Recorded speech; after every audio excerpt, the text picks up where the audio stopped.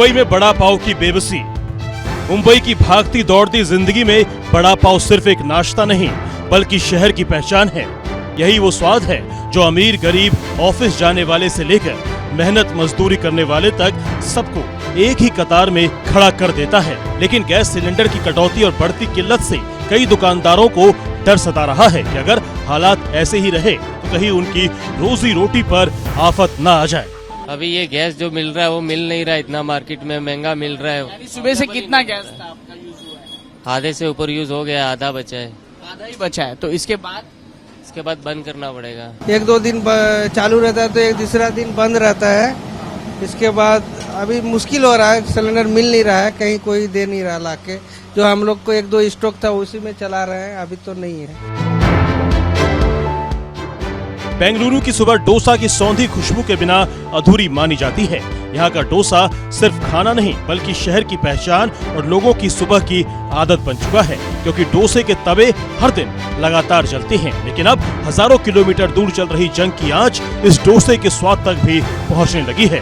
बेंगलुरु का प्रसिद्ध रामेश्वरम कैफे, जिसके डोसा के लिए यहाँ पर लोग जो है काफी ज्यादा क्रेजी है।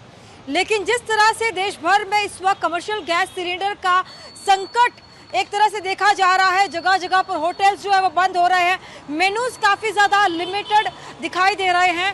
वहीं अगर रामेश्वरम कैफे की बात करें तो यहाँ पर भी जो हर दिन 4-4 तवों का इस्तेमाल यहाँ पर किया जाता है, अब केवल एक ही तवे का इस्तेमाल किया जा रहा है, क्योंकि गैस सिलेंडर का संकट जो है वो रामेश्वरम कैफे में भी देखा जा रहा है। जयपुर में कढ़ी कचौड़ी पर संकट। जयपुर जहां हर गली में रंग, खुशबू और जीवन की हलचल साफ दिखाई देती है, वहीं ये शहर अपनी स्पेशल डिश कढ़ी कचौड़ी के लिए भी मशहूर है।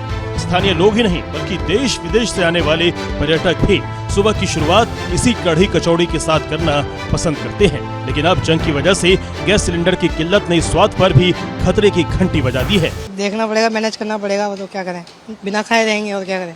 बिना खाए रहेंगे, मन मान जाएगा। मान को मानना पड़ेगा और क्या करें, ऑप्शन नहीं है अपने पास। मिलेगी नहीं तो क्या करें, फिर खाने रुकना ही पड़ेगा। कुछ दूसरा खाएंगे।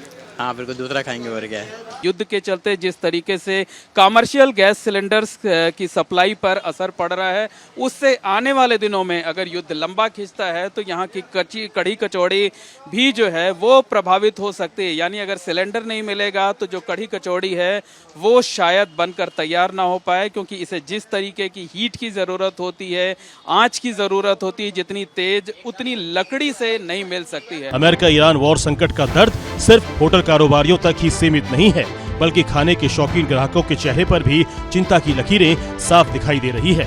बहरहाल युद्ध के खात्मे तक गैस की किल्लत दूर हो जाए, ऐसे हालात फिलहाल नहीं दिखते, क्योंकि भारत कुकिंग गैस का ज्यादातर हिस्सा आयात करता है।